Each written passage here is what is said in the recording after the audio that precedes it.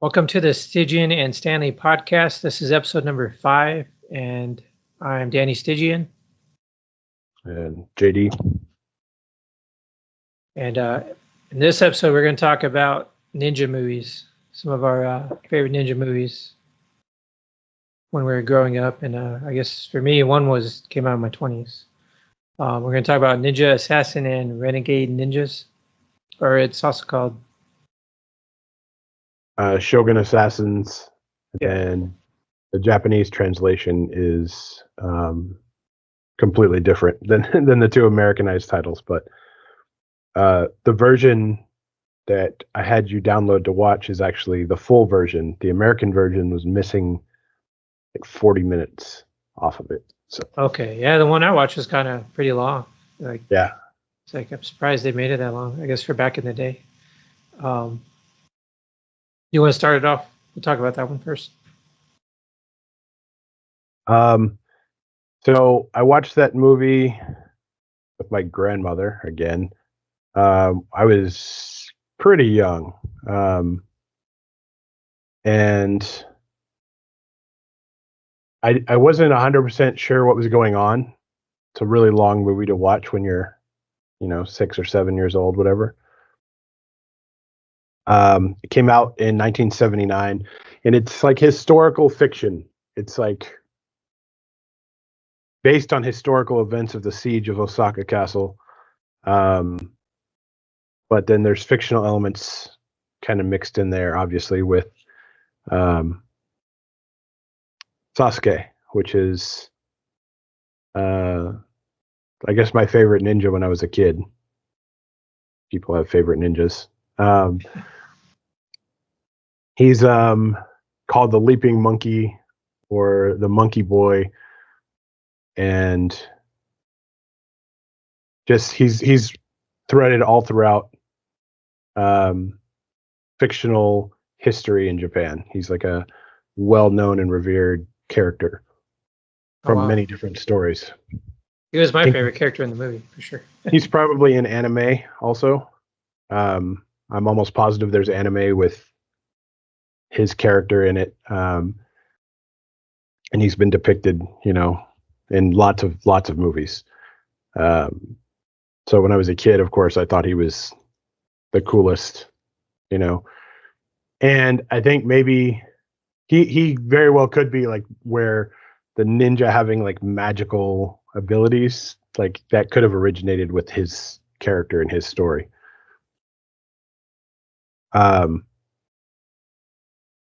There's a ton of characters in this movie.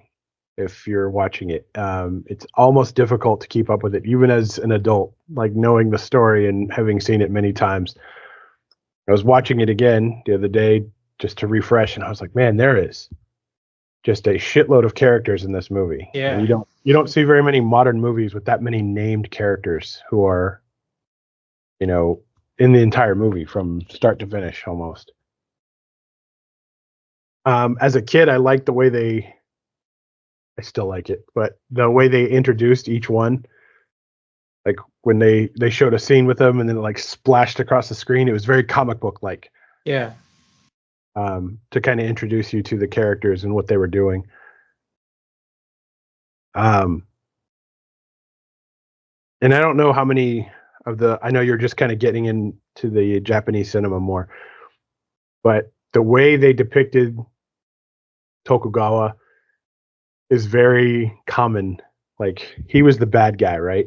So he has like the darker, like he got dark around his eyes and like his white eyebrows turn up. His hair, like the look of him with the white hair, white eyebrows, they do that in any movie where there was like an evil shogun. And I think it's funny because I get the feeling that he's kind of revered and respected in history in Japan anyway. He stopped a lot of the fighting and put a lot of I guess like rewards and accolades and systems in place to prevent all the fighting, to stop it. So I don't think he's considered a bad guy in history. But in this movie, obviously he was the foil, the bad guy. And I like the ending. I think I've read before that there is evidence that he was dead long before they announced he was dead. Oh, really? I don't know, from old age or poison or, being decapitated. I have no idea.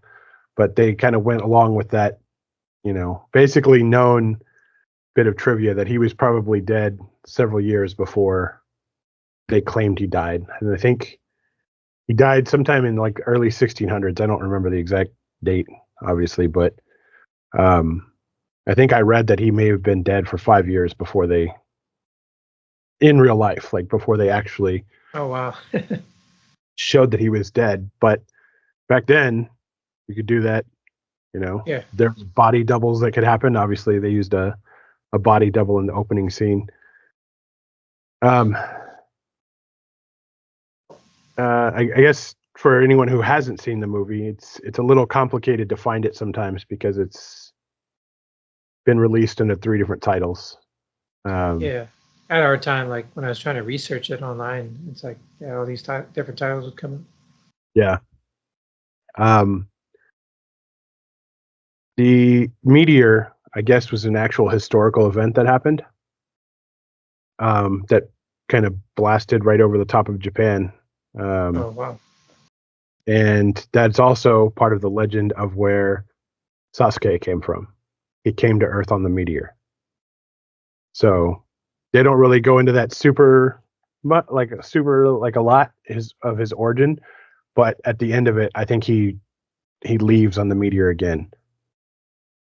Okay, yeah, I didn't make that connection when I was watching it, but now that makes sense. Yeah, that's where he showed up from the meteor, and then he left on the meteor at the end.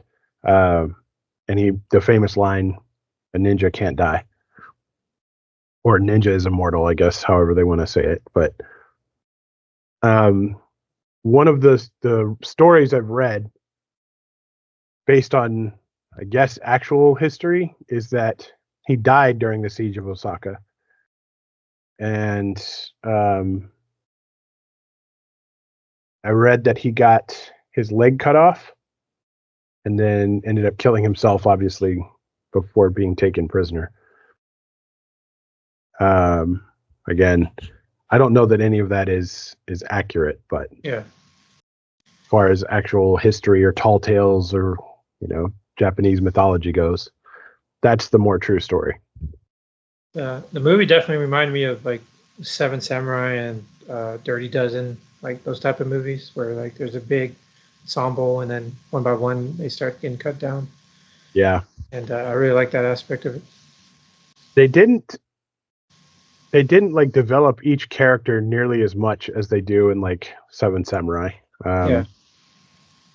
But I was reading something the other day about the Japanese film industry had almost completely collapsed in the early 70s. So I guess right before this movie was even made, in the late 70s and early 80s, it was like a huge renaissance for Japanese cinema because it had almost gone completely just bankrupt in general in the early 70s. Not something I really knew about, but there was kind of a big gap between the quality of movies you see, like from the 50s and 60s, and then it's not until like the 80s you really start seeing. I wonder what caused that. Do you know anything about that? What caused the collapse? No, I don't. I was going to read more into it, but I thought like, no, if I start getting off on this tangent, we're going to quit talking about ninja movies and Oh yeah. let's just start talking about all kinds of other stuff. I also read that Sonny Chiba's action crew, like he had this school where all these people, they did the entire movie. Like some of them were extras. He was not involved in it, but it was, I can't remember what they were called, the Japanese action something. But it was basically a school of stunt people. um, which is cool. And the fighting and the battle scenes are pretty well done for an older movie. Yeah, those battle scenes are pretty epic. The special effects in the movie are kind of gnarly though. They're like kind of cheesy, but like cool for like the time period. I imagine for the time it was probably like pretty intense. Yeah. That opening scene, I guess, where the cat with the poison claws scratches his father, and then he's holding his arm out, and he's like, "You got to cut it off." And I remember as a kid watching that and thinking, "Oh, he was just going to cut his hand off," and he cut his arm off, and I was like, "Oh shit!" And I guess just the amount of violence in that movie probably kept me interested as a kid. Yeah. When they got off on like the long diatribes and the talking and discussing their plans, that part obviously wasn't as big of a deal to me. So there were several points in that movie where my grandma cried. And even watching it this most recent time, I was trying to figure out like what was it that was making her sad, but I think it was just maybe the story as a whole. When he decapitated Tokugawa and then got shot to death, like immediately. Oh yeah. I remember her crying, and I think just because he was like the hero of the movie, maybe,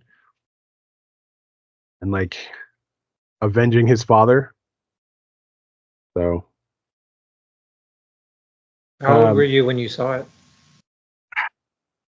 the first time, probably 6, maybe 7. Okay. And then I didn't see it again until I was in my mid-teens. I saw a Hastings. I had never seen a Hastings before. And it was like Hastings was like I don't know if they're still around. It was like a bookstore, but also had movie rentals inside. Okay, Hastings. Yeah. I think that's what it was. I don't remember a lot of that, but I was looking just randomly through the martial arts stuff at Hastings, and I saw, and it was called Renegade Ninjas, and I was like, what the fuck? And I'm looking at it, and I was like, I've seen this movie. I recognized the meteor, and I was like, oh shit, I gotta rent this. And I rented that thing. They had like 5-day rentals, and I rented that stupid movie from Hastings probably 10 different times. Yeah. Just because I wanted to watch it again and again. And it was dubbed, the version I was renting from Hastings. But Oh yeah. so it was really weird. The dubbing was probably terrible translations. And I remember like hearing the translations and thinking that it was really weird. And they cut out some of the big battle scenes. And so it's like, it almost seemed like the movie didn't make nearly as much sense. Yeah. With the English dubbing, but and then I don't remember what happened, why I quit renting that from Hastings. Probably when I moved, but I feel like I would have stolen it. It's crazy how much that's like VHS tapes were back then. If you wanted to buy it, it was like $100 or whatever. Before they kind of changed the DVDs and stuff came around. I had a neighbor. My mom had a neighbor, rather. This old man who had, I guess he loved sci-fi. He was a retired major. And if anyone, his name was Mr. Rose, and if anyone talked to him and called him like Mr. Rose, he would go, Major. He wanted to be addressed as Major Rose, which cool, whatever. He put in a lot of time to earn that. But even his wife called him Major.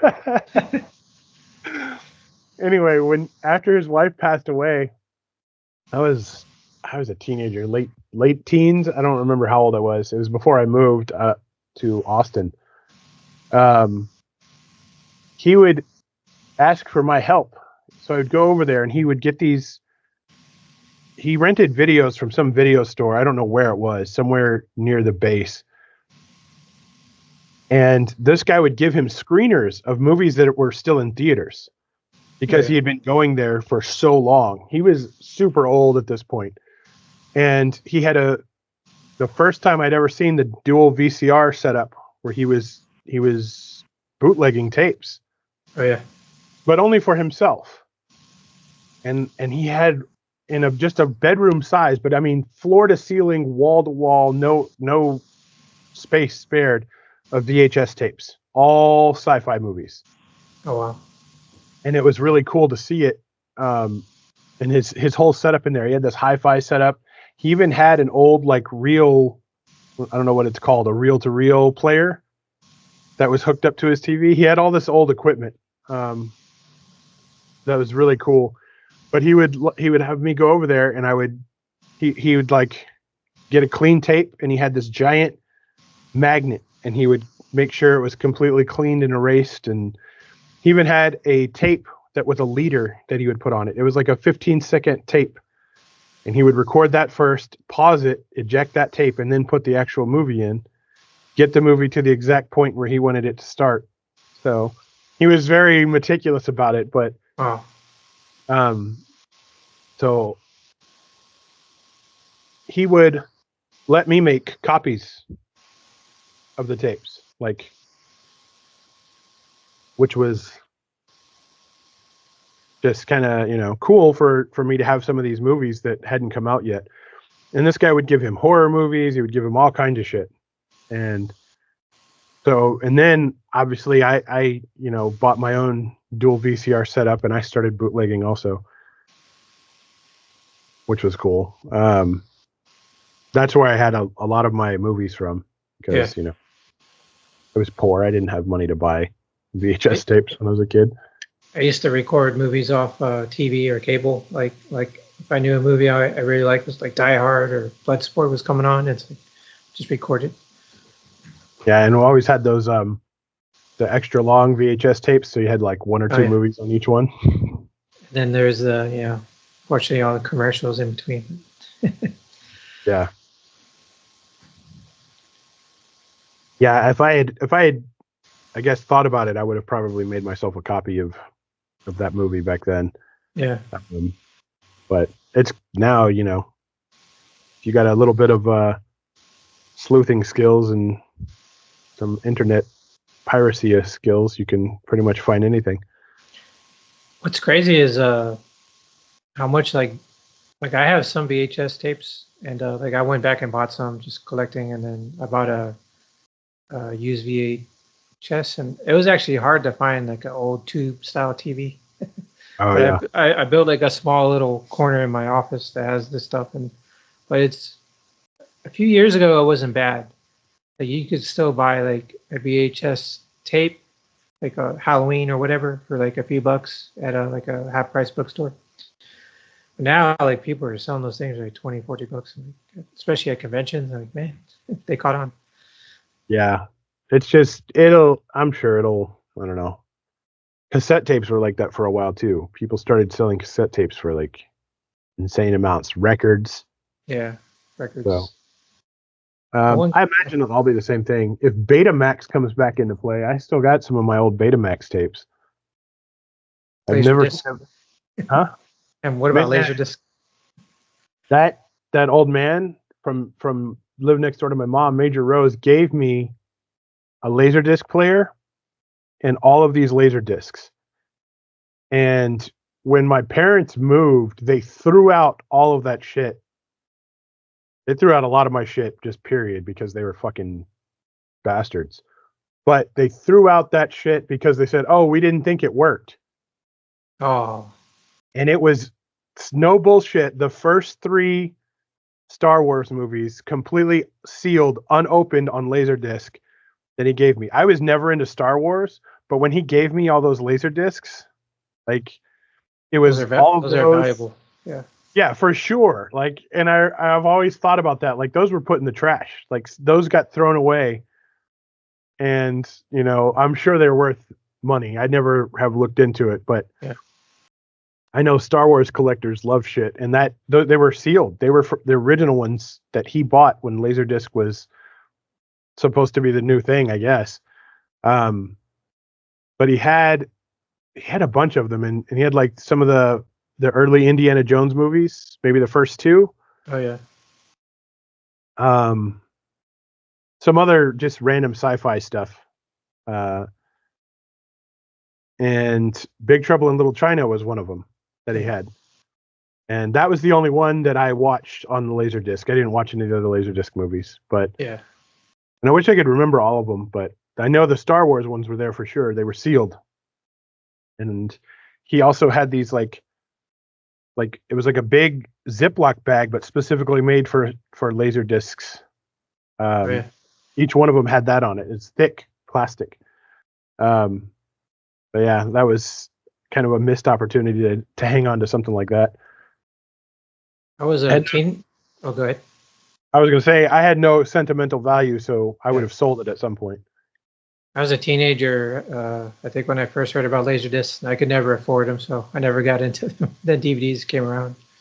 So I was like, I missed the boat on the Laserdiscs. One of the actors I read that was in this movie was one of my favorite actors, and like it took me a while to spot him, but then I figured out who he was because he was super young in this movie. Is Hiroyuki Sanada, who's like in the new Shogun, and I first saw him in The Last Samurai, and I think Ringu, and but yeah, it's like every time I see that actor, I know he's in John Wick, I think Part 4, but he's like that guy's like a badass Japanese actor.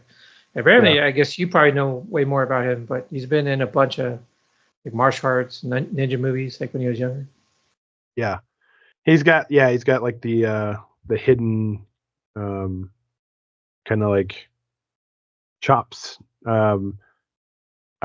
He's now popular, I guess, around the world, but like he was in just tons of stuff as not even a main character usually. He was usually like kind of a side guy. Now I saw him in like car commercials and shit now. Like, oh yeah. he's I guess officially arrived. And I think it's funny the way like right now, like people see him and they're like, oh, he's like one of the most attractive men in America, or not in America, just one of the most attractive men in Hollywood. And I think it's funny just because growing up, you know, I'd see any of these Asian movies, Chinese, Korean, Japanese, and you never got that from any of these movies because it was so, you know, there was so much shitty I don't know, feelings towards Asian people in general. Yeah. Everything was, you know, kids talking shit when I was growing up, and it would piss me off because, you know, it's frowned upon like taking a rock and bashing a kid's face in when you're a kid. But that's what I wanted to do. These fucking obnoxious shitheads. And it was always nice to see it and then like just almost feel pride. Even when it was someone like Bruce Lee, you know, he was Asian, and that was enough for me as a kid to be like, oh man, he's cool. And then he was the first Asian person I think I remember hearing other people talk about like he was a legit badass, not like, you know, the shit they would talk to everyone else. And then of course there was all the terrible stereotypes that they did in Hollywood and pro wrestling, which was, I don't know if there was a pro wrestler in the 80s or 90s called Jimmy Wang Yang. God. He was like a fucking Japanese cowboy. And it was so bad. Yeah. Had like a heavy Texas accent.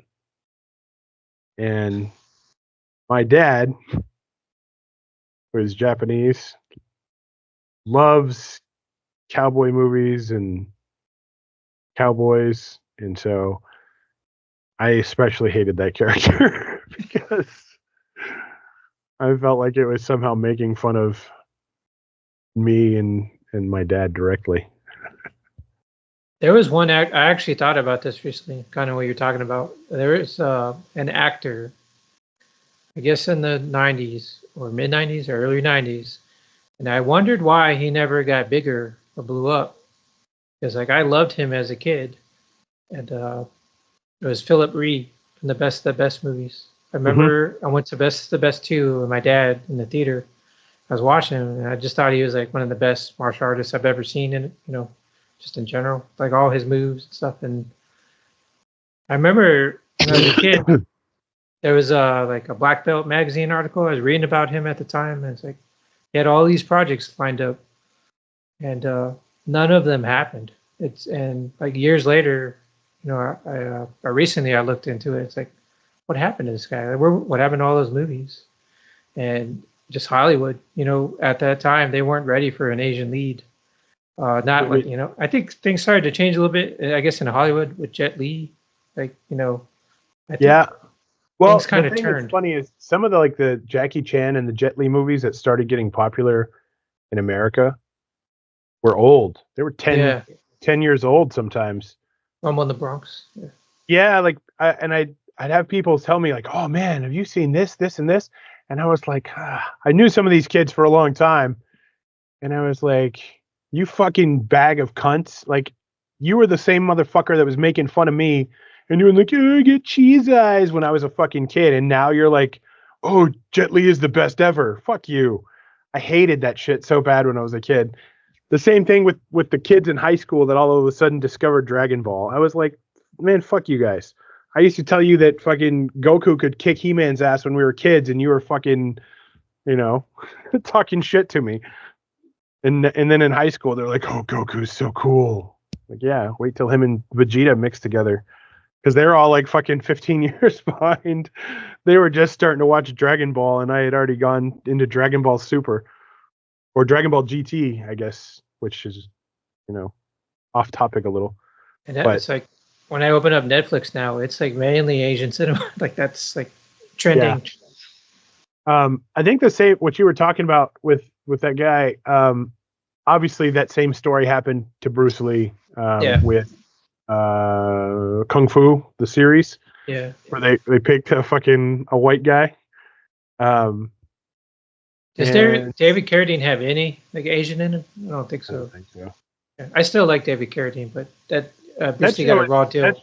that show is cool. And I think the show Warrior is I guess based on Oh yeah, his some of original his concept. original concepts, which is cool. Um, I feel like the same thing happened to Ernie Reyes Jr. Oh yeah, He never got, you know, but maybe he didn't want it, but he never got like that top billing for like being in a badass martial arts movie. He was always in like comedy style like yeah. movies, Mark Surf Ninjas. Mark Dacascos too. I think got a shafted in his. Well, I don't know. He kind of had a late career like surge. Yeah. It's I don't know. I guess it's just shitty the way that it was, you know, every Asian person has been treated in Hollywood for like a really long time, and it's just now kind of shifting, Yeah, which I appreciate. Um, I like that people are experiencing Asian culture. It's funny to me when like Crystal or uh, it's funny to me when like someone will show me a video and they're like, "Hey, look at this," and it's like a white person um, discovering something, and they act yeah. like it's brand new. They're like, "Oh, have you ever tried this?" Like, yeah, motherfucker, of course we have. Like, Jesus Christ, it's really obnoxious. But I gotta like step away from being, bitter or shitty about it, and kind of like try to be more Have a, accepting. had a quick funny story. Is like my daughter Madeline. Like she loves Asian cinema. Like that's like pretty much all she watches, especially like zombie shows and uh, I don't know if she's into anime as much, but I just remember like me and Brittany were just sitting on the couch with Maddie and we were talking about Asian cinema and like how much she thought Asian stuff was so cool. was like, yeah, you know, you're part Asian, right? I guess she never really thought about it, and like it just blew her mind. And then I guess like there's a lot of pride there. So I was like, oh, That's awesome. Yeah, like it's something that I got kind of, I guess, taken away from me when I was a kid, without getting too much into it. Um, and it pisses me off that I was at a place where I was like forbidden from liking or doing anything Asian. yeah, Anything, not Japanese specifically, but like anything Chinese, like it was just so fucking shitty. The vilification of MSG too, right? Like all of that shit that was bought into by people, and now it's sort of going away now. Like yeah, almost, I still see people online that are like, "Oh, MSG's bad for you." Like, fuck you. MSG's not. It's so stupid, but they've been fed this information for like most of their lives. So, um, just same thing like all the stereotypes. yeah. Although falling into several of those stereotypes is always stupid. Being good at math and things like that. But I'm glad that it's changed, and I like that there are, like you said, on Netflix, even Prime, anything you turn on, there's just a plethora of Asian cinema. Yeah. And a lot of people are like discovering it for the first time, and I try not to be snarky when they're like, "Oh man, have you ever seen this movie called Police Story?" And I'm like, Oh yeah. Jesus Christ. And I try not to be a dick about it. So Yeah. instead I try to give people like, "Oh yeah, you should check this out. You should check this out." And the people that got real into Jet Li, I always try to turn them on to Fist of Legend. Oh yeah, that's one of my favorites. That never got big here. Never Yeah. got like a theatrical release in the United States. But for anyone who's like into Jet Li and they're like, "Oh, he's so cool," I'm like, man, watch that movie, because Yeah. it's a retelling. It's a story from, been told 100 times. I think, was it Chinese Connection? Was that the Bruce Lee version of the same Yeah. story? Yeah. Japanese occupation of China, but the choreography and the fighting in Fist of Legend is so good. Especially with that final boss fight. Oh yeah, the whole thing is great. Like every fight scene where he fights the old samurai, where he fights his friend in the courtyard, like, man, it's just every fight scene in that is so good. Yeah. But that's a movie I try to turn people onto if they haven't seen it, because you can find it dubbed, and I hate dubbed movies, but Yeah. I understand for someone who's never gotten into the Asian cinema, or listening to Chinese or Japanese spoken in conversation, they might have a harder time. There's I know we were doing ninja, but there was almost a movie version of an anime that I picked called The Immortal Blade. It's either called The Immortal Blade or Blade of the Immortal.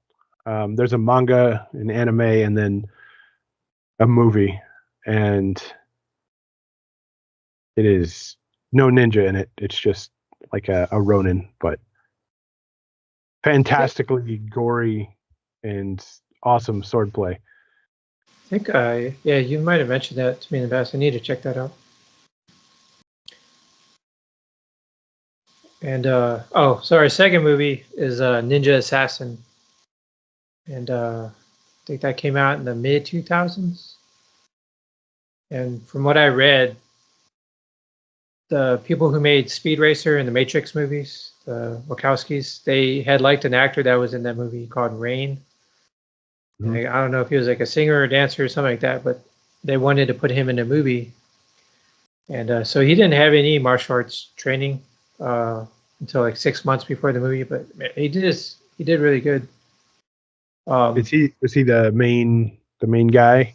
Yeah, like his Funny, movements. they had that one scene where the guy looks at him and he goes, "He doesn't look like a killer. He looks like he belongs in a boy band." I think he was in one. Yeah, I had never seen that movie. It was my first time watching it. So Oh, recently? Okay. yeah, like I watched it yesterday. I honestly, I thought I had seen it, but I had not. Yeah. It was a little. There's a little cheese to it that I Yeah. was like, "What is going?" And I guess I didn't even look at the year. Yeah. It reminded me of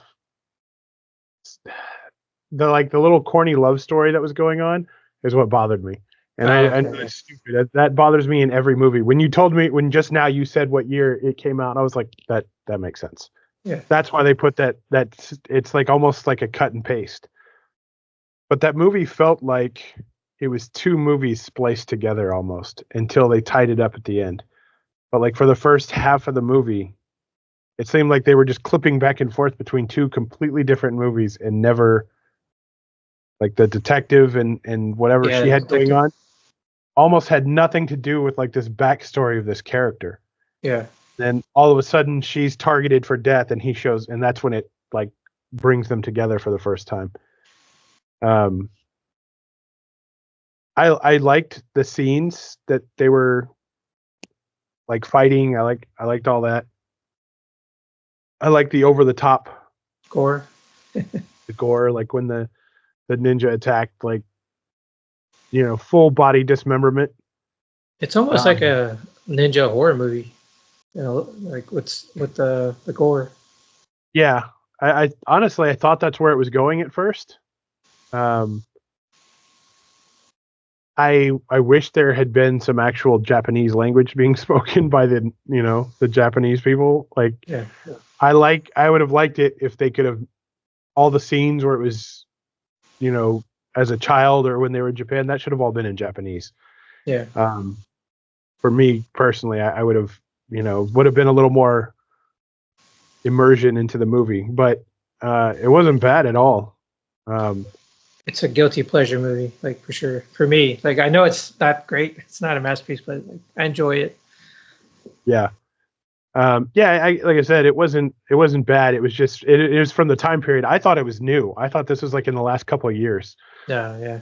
So when I was watching it, I was like, why do they have this weird like flirty love story in here with this girl? Like, it's so silly. But knowing when it came out now, I guess that it's, you know, right in line with all that.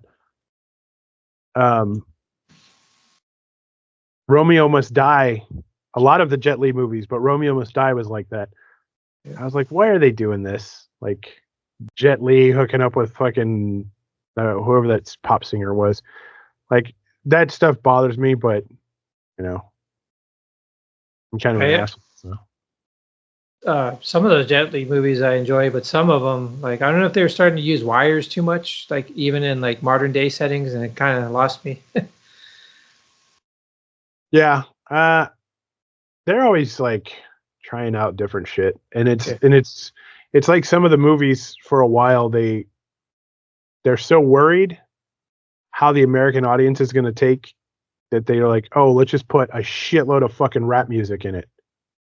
Like, I fucking hate that. I think that's a cheap fucking, Yeah. like, oh, let's make a soundtrack and put all this fucking hip hop and rap bullshit.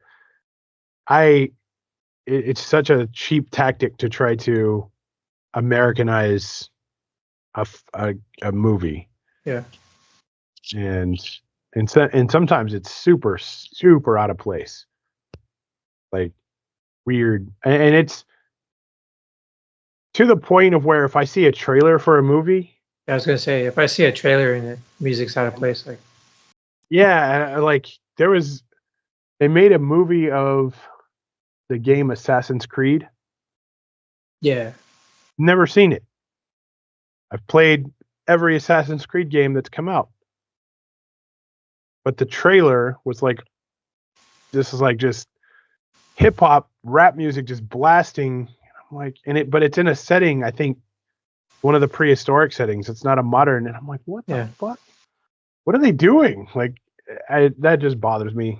Probably some executive or producer like got in someone's head. And it doesn't bother me because I'm old now. It bothered me when I was a kid too. Like, man, this is just so out of place. They picked the wrong music for this scene for sure. What do you think of Sho Kasagi as the teacher? Oh no, that was cool. As soon as I saw him, I was like, oh fuck yeah. Like it gave it a lot of I don't know, like credit. It got street cred for me as soon as I saw him in it. And he was like this hard ass, and I liked that at the end he was kind of like the bad guy. Like they built up to that because the first couple of scenes they didn't show like he was this bad guy. I didn't even know that the one guy was rebelling against. They kind of like led you to believe he was the killer. Yeah. But yeah, I liked it a lot. I liked that they added him in there. He's very believable as a hard ass, like, and capable hard ass. Yeah, his face, like he's got the big wide head. Yeah, that was good. Again, I wish when they showed the flashbacks where they were supposed to be in Japan, like they should have been all speaking Japanese. I think that would have given the movie a lot of just more depth, right? Like having the characters speaking actual Japanese when they're in, training in Japan. Is he the most famous actor from Japan that played a ninja? That played ninja, yeah, for sure. Yeah. I used to see like ads for his school in the back of kung fu magazines and martial arts magazines. The Black Dragon Fighting Society, which I always thought was cool, and I was like, man, like you get to go and learn how to be a ninja from Sho Kosugi, I don't know if any of it was legitimate. Obviously I never went to the school or called it or anything, but I do remember seeing the ads and having like the Sho Kosugi poster on my wall when I was a kid. I had several ninja posters on my wall, but he was kind of the guy because there was a small like niche in the 80s of people who watched, kung fu movies and samurai and ninja movies. Strangely, it was a lot of like black dudes that I would, yeah, more so than anyone else. Like I met a lot of black dudes that were like really into kung fu movies and Asian cinema. So maybe it's just where I was at. I don't know, and it was older guys, but they would, really excited about it. But yeah, all the Sho Kosugi movies were pretty good for the time. Very, very 80s, and you can't escape that when you watch them now. But I remember when I was a kid, like I would try to find books or like whatever tapes on ninjutsu, and every book I bought was like crap. And I think a lot of them were like always had the white guy on the cover. Like, why is this white guy trying to teach us ninjutsu? So I never really understood. Like, you might know more than me. Do any of those techniques actually work in like reality? I mean, I've never seen any of the ones with the white guys. Sho Kosugi wrote several books. Stephen Hayes, I think, is his name. Stephen Hayes. Oh, I have no idea. The thing that's funny is back then, like 80s and before the internet became a thing, people could just claim anything, and there was no way to fact check them. Right? That's the whole reason the movie Bloodsport exists, because no one could fact check Frank Duke's full of shit ass. Yeah, he just made up this fucking story, and like his claim is so fucking ridiculous. Like, what was it, 100 fights in a day, and he knocked everyone out, 100 knockouts in a row, or some crazy shit during this tournament, or maybe it was over 2 days. Either way, fighting 100 people in 2 days and knocking out 100 people in a row is fucking stupid. Yeah. Like, you couldn't even do that if you were fighting first graders. I could fight 100 first graders and probably win, but I wouldn't be able to knock every single one of them out. Like, you'd be tired. Yeah. Against first graders. So you're telling me you fought legitimate martial artists and you knocked out 100 of them? Like, give me a fucking break. I think the first UFCs, the ones that where they got to fight multiple people in the tournament, like with Royce Gracie and Ken Shamrock, that kind of really showed like how things really are, like and how like what you're saying. This guy claimed he fought 100 people in it. Like, there's no fucking way. There's a page I follow. I think it's on Instagram and maybe YouTube. So I think it's called like McDojo Life.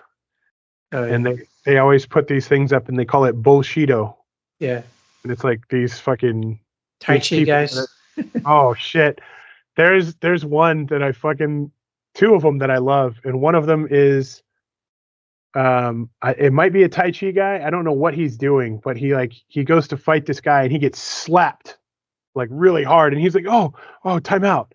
And they're like in a stand-up fight. And another one is a guy who's they're on their knees in front of each other. And he said he's going to use like his chi to block this guy from hitting him. Yeah. And the guy knocks him out with like 2 punches. I fucking love those things. It's so good. When I was taking Wing Chun, a guy came into to the place drunk as shit and was challenging Sifu Parker to fight. And man, I was just like, this guy's gonna fucking die. Like, he's gonna get his ass kicked. But Sifu Parker talked him down and got him out, and basically,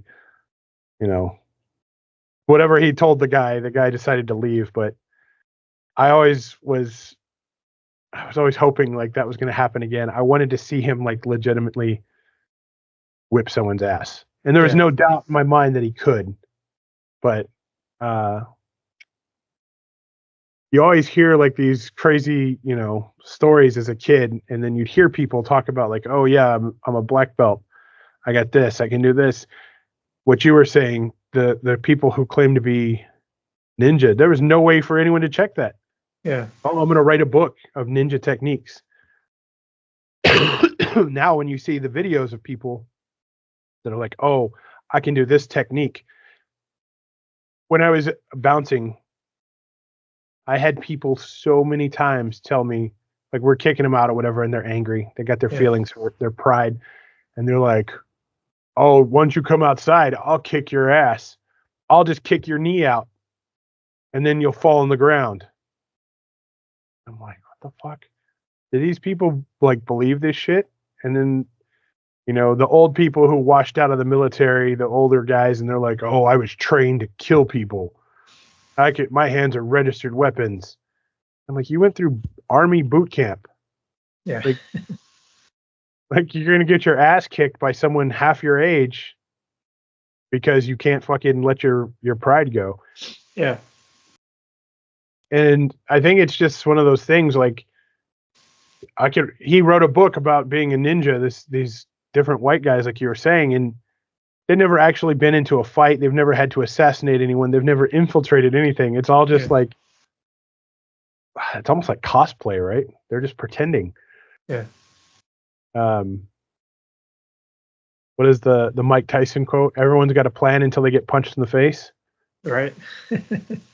A lot of the people who pretend to be martial artists or pretend to be like lethal, combat, hand-to-hand combat specialists, they've never been punched in the face. Yeah. And you get punched in the face and things change. Everything changes real quick. Or if you break your hand on someone's head, you realize, oh, maybe like boxing. Yeah. Some of these techniques don't fucking work. It's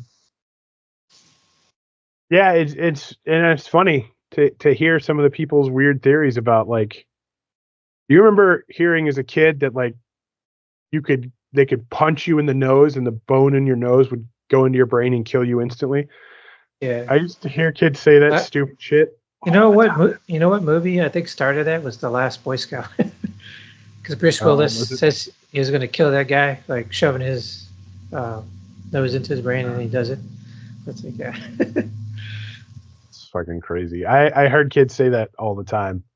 And I always thought, that's not what happens when you get hit in the nose. It just bleeds a lot.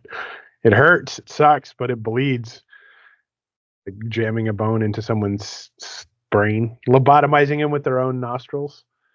I don't know what the fuck. I don't know where some of the stuff comes from, but I guess it's probably movies and things. It's just like there's so many times where I had like some little guy, 120 pound, 200-pound guy, sucker punch me, and then like they're freezing in place and they're looking at me like, why didn't he get knocked out? Yeah. And I would like turn around and look at him like, what the fuck? And I had that happen with a guy hit me in the bottle in a parking lot one time. When I was working at a dance club, he came up behind me, and it was a sealed beer bottle, like a 40 ounce. And he came up behind me and hit me, and it was like clink, and it fucking hurt. And I turned around and looked at him, and he was holding the bottle and just like wide-eyed, like, well, how didn't that work? And I'm like, man, these motherfuckers watch too many goddamn movies. Like, a sealed bottle isn't going to break easily on a person's head. Like, it wasn't even opened. Like, it was sealed. So, like, I don't know what the fuck he thought was going to happen. He didn't hit me even like a full hardcore swing. He just like clinked it off the back of my head. It fucking hurt, but you know, then I grabbed him and proceeded to like beat the shit out of him. People like think these things are going to work, and it's silly. But in movies, I guess it's more understood. Like, these aren't real techniques. These aren't things that could.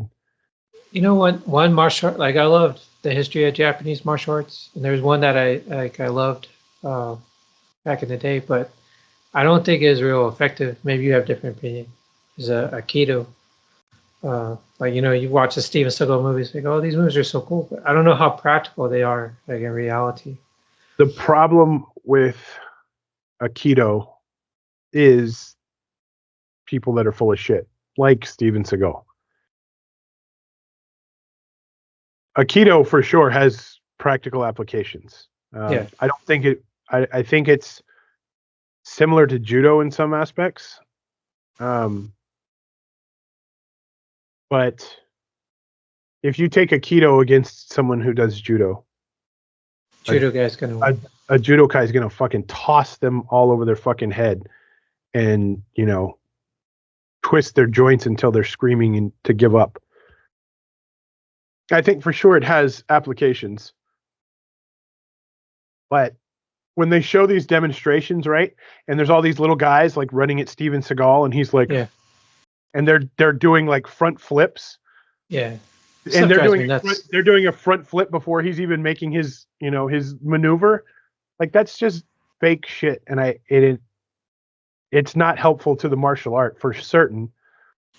You know, it's not helpful for anybody. And then like, it's supposed to be, when they do those kind of demonstrations, it's supposed to be a form of respect for the instructor or for the higher rank, to do those flips and pretend you're like getting, tossed. Well, some of them, if you don't do it, like the wrist throws, like you'll break your wrist. You have to go with it, right? But which makes it hard to do any sparring to hurt someone.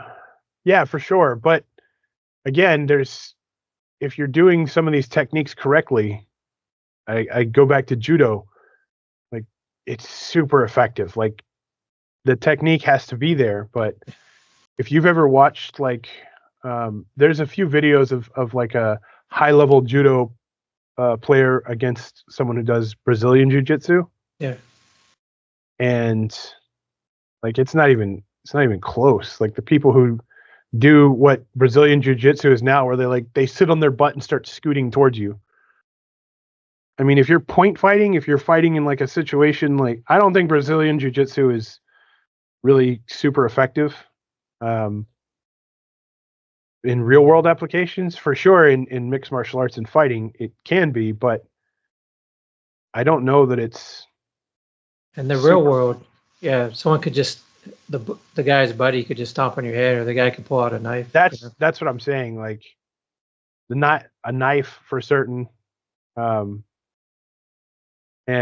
I think a lot of people, they get this belief that size doesn't matter. In most applications, size doesn't matter, but there's a certain extreme Like, I don't care how badass of a 180-pound jujitsu guy you are, black belt, whatever.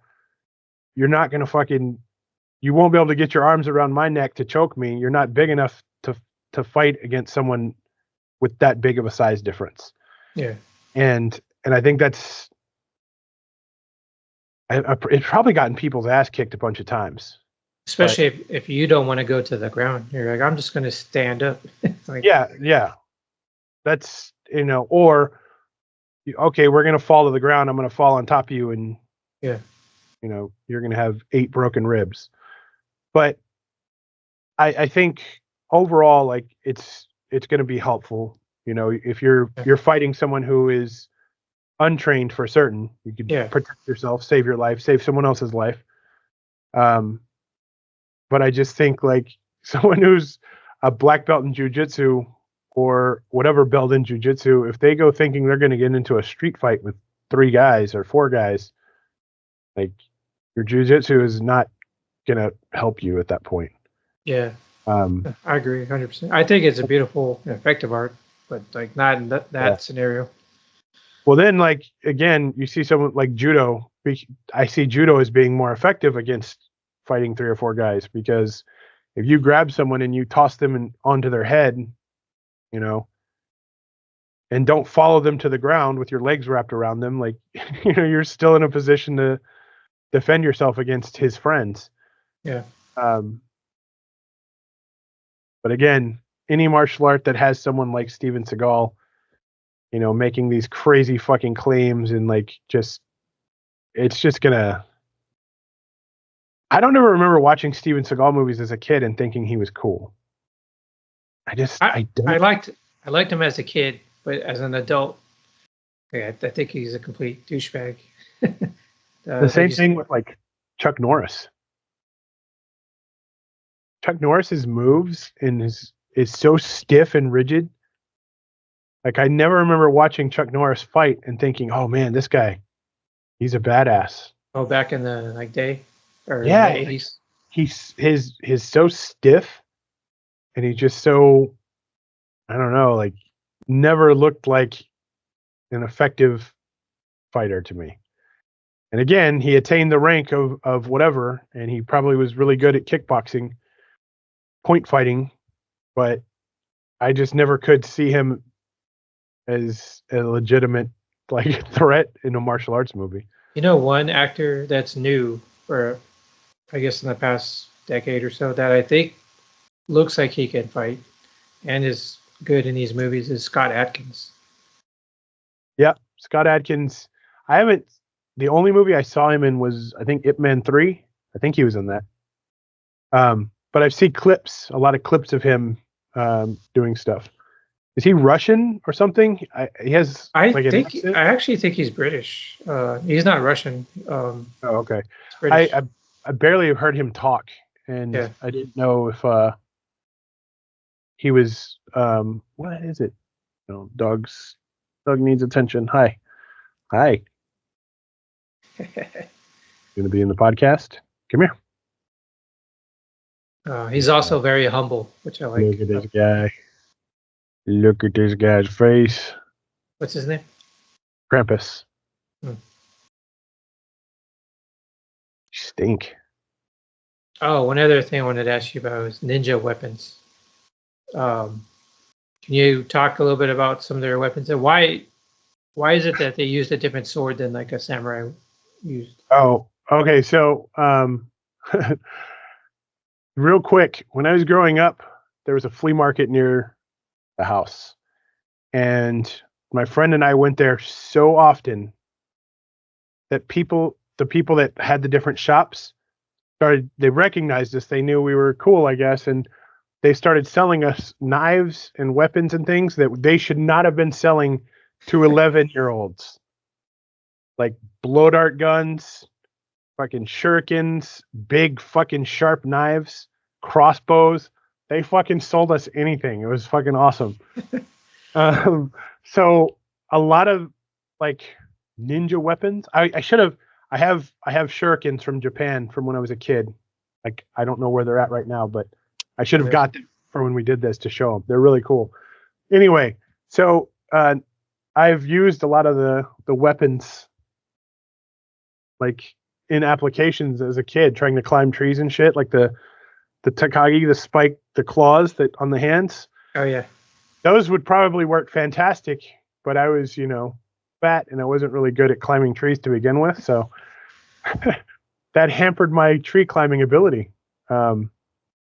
But the different weapons, the reason they use the ninjato instead of like the samurai sword or the katana was because ninja were not like, it wasn't like a school where they were well funded. They were assassins.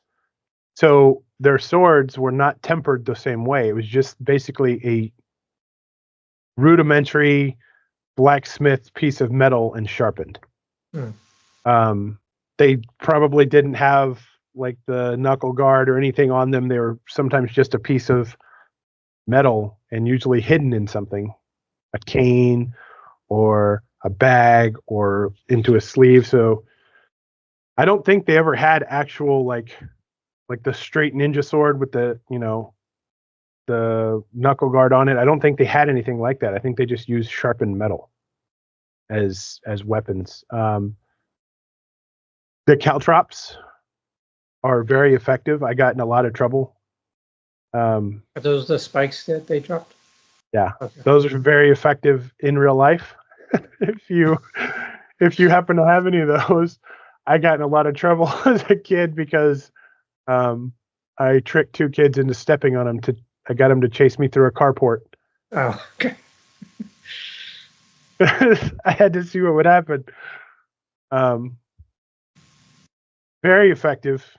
Get you grounded and get your caltrops taken away. So those are super effective. I don't know how accurate they are for like if they actually use them. A lot of their weapons were like it's like they all just kind of like makeshift, right? Like they used dirty tactics because even though like they got this kind of aura about them now, they were just assassins and they fought dirty. They used poison, yeah, and they weren't like honorable. They didn't have a code, right? They would poison people. They would throw like ground up glass and things into people's eyes,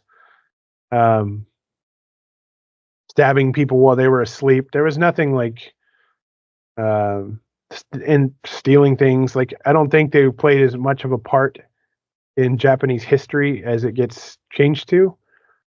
Like, where people think that they were ninja clans and like warring with one another, and they were like Koga and Iga, the two different schools or the two different variations of ninja, and that was pretty much it. But again, just assassins using whatever they could. I do like the climbing the things. I think was probably pretty accurate, right? They needed kind of a grapple hook or something like that. The boots that they wore, the tabby boots with the slit in the toe, probably something that was probably accurate because they would need to climb the ropes they had, and need to be able to move their feet, their toes to like creep along things. There's a lot of the stuff I think is probably legit. The sword, for sure not. But the caltrops, almost certainly useful. Useful. From experience. Yeah, like, and I don't know how it would work on a dirt road, but I know in a carport. Oh, yeah. When a kid named Joseph steps on that fucking thing, man, that screaming is legit. So, thanks to the lady at the flea market who sold those to me.